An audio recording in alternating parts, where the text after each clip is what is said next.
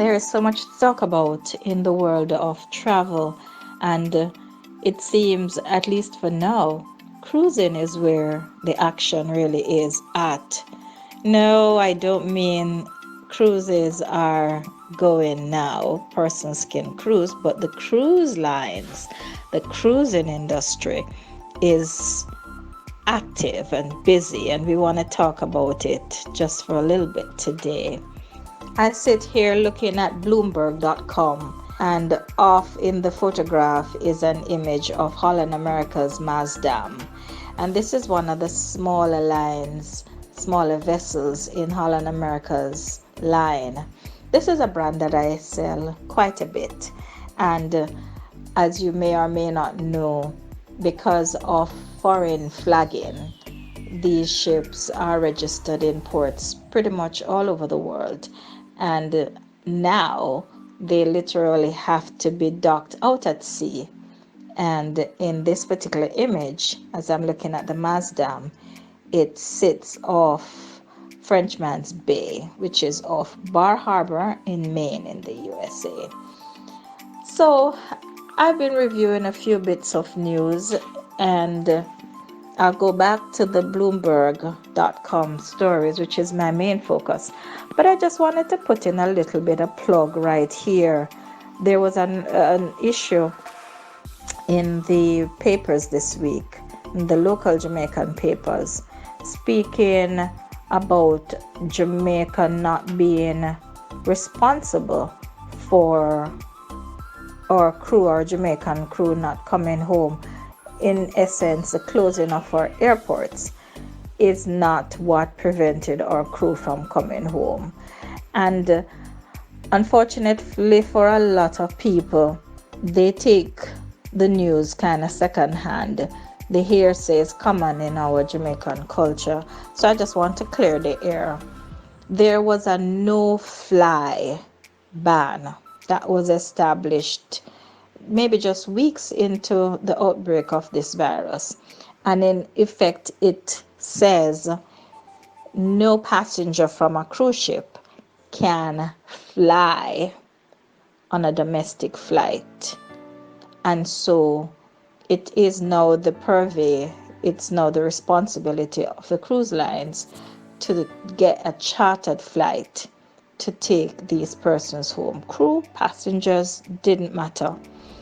As such, the chartered flight would also have certain stipulations to follow. One, it should not, well, let's start it the other way. Any flight that was being used, charter or otherwise, it cannot make stops, it cannot connect. So you cannot land that flight, have persons pass through an airport to board another flight. So in essence, you basically have to charter a flight. So we come back to the charter flight, which would take them immediately within 4 hours of the passengers arriving at that particular airport. Within that 4-hour window, these passengers must be taken on this charter flight from the airport they are in the US, directly into the country of the nationals on board. And I'd given an example, and we'll use that one again. So a flight is departing from a ship that is docked in Miami. Many times you would have a connection Miami into New York to take you over to Europe, and you would land in a port, an airport in Europe that was most conducive or convenient, or that's what's on the schedule for that flight. So let us say you landed in London. Then your final destination is Slovakia, Slovenia, Sweden, Denmark. You would take a connecting flight from London into those areas. Now, the way the change impacts all of this is that once you leave Miami, that flight must take you directly to your destination, Sweden, Slovakia, Sweden, wherever you're going. I say all of that to put into perspective this response that the government was having to what some persons were using as a blame, that closing our airports prevented cruise ship workers from coming home. That is certainly not so. Even if our country allowed flights in, these flights would have to be charter flights. Now, chartering an aircraft is no small feat. And one of the challenges that the cruise line had was that their ships were docked all across the world. And crew members on these ships were from over 100 countries. Now, depending on the cruise ship, they have a taste for certain nationals in certain roles. People excel in that role, and over time you'll find that Jamaicans are very, very good on the front page, so we are the bartenders and the servers, that sort of thing. And then you find that the people from Asia, the Filipinos, the Indonesians, the people from Bali, these persons tend to do a very good job, and they seem to be more in demand for housekeeping, maintenance, security, that sort of thing. So you will find on a particular vessel there are more Jamaicans than others, or there'll be just a sprinkling of Jamaicans. So the point is, if a ship were docked someplace off the coast of Asia, Japan, Malaysia, wherever, and they need to come to Jamaica, the typical thing would have been that they would have boarded a flight at their nearest airport where they are, and several connections later, they more than likely would hit the US and then back to Jamaica. With this new scheme of things, that cannot happen. And so if you look at 100,000 crew members on average, that cruise lines, 400 ships on average, had to now get back home. It was a daunting prospect to charter these flights, considering too that you would have just a few persons on each ship.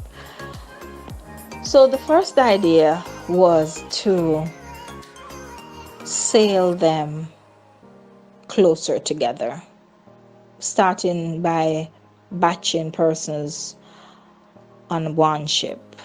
It was quite a feat because ships had to start moving around. And so you would get, the Jamaicans who were on several different ships, and maybe even sister brands, because Carnival Corp has 11 brands under their umbrella. And so you can just imagine if they were going to group them all together, which I'm not sure if they've done, because I think like all the Carnival people who have arrived in the Caribbean were on Carnival proper. And then Princess, they were doing their own thing. I think from a logistical standpoint and a flow and a ease and maybe even accountability, that was probably easier.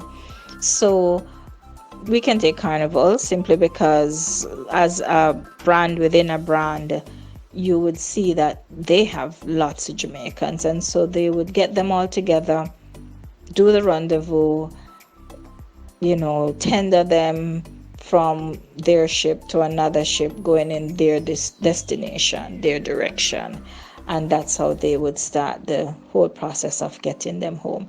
So as you know, I try to be as objective as possible.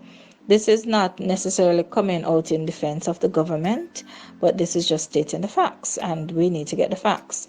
So the fact is, persons would not be able to enter Jamaican airspace anyway, even if the airport was open, because the challenge is getting from where you are to a US port and having a flight scheduled within 4 hours of you arriving in that port to depart. So, just wanted to clear that up so people understand that flow. Now I want to talk about the 9 cruise ships that the government mentioned that are waiting to come inland with crew members. And also the fact that the government has stated that they have been in frequent discussion with these cruise lines. And what I'm gathering from their statement is that there must be a staggered arrival, right? Because logistically, there's just not a way to receive them all. And I can appreciate that. And I must commend the government. And my personal plug would be that is the direction and the discussion that I expected to hear from them from the get-go. So I congratulate them on fixing up their conversation. I also congratulate them in becoming more aware that the public has a keen eye on this whole matter of repatriation. And I'm just going to call a spade and leave it there, that they're truthful. Do not candy coat the stories, government. We don't need it. We don't need to be buttered up. We don't need you to say something just to appease us now. We're big enough. We're big girls and boys in this country, We understand what's going on and we care about our people. So you don't need to try and find the right words to tell us what's going on. Just spit it out. Let us know. We want to know. Be frank. Be honest with us. At the end of the day, really, that's what we care about. So I am safe. I'm home, and God has been good and the measures have been showing results. But until all our people are home and safe, I refuse to be selfish. I'm concerned. I want to know, so it is really just that. So 9 cruise ships with crew members, Jamaicans, are waiting to come in. And I'm going to be very honest with you. They really don't have anywhere to go. They are going to be docked somewhere out at sea anyway. So it's just a matter of them getting in, doing what they need to do in a timely manner. There was a mention, Minister Tufton was speaking about the ships being used as the quarantine host hotel, and there's several different discussions spiraling around that. I won't get into that. For me, it's neither here nor there. I am not so much concerned about where these people will be quarantined as I am about them getting home and back to family and easing the emotional stress. And so as the government is now a little more focused on getting them in and finding the best way, and their team is sharpening its skills and becoming more efficient, because practice makes perfect. We continue to follow the stories and we continue to hope that we'll hear more ships coming in. Just want to close with this note that when the Carnival Glory was informed that they would not be able to come in with the 400 Jamaicans on board, they had to do something. I'll be following up that story along with those of the other ships, and as soon as I have good update, I will be able to share them. But as it is now, that is how we see things on the daily news.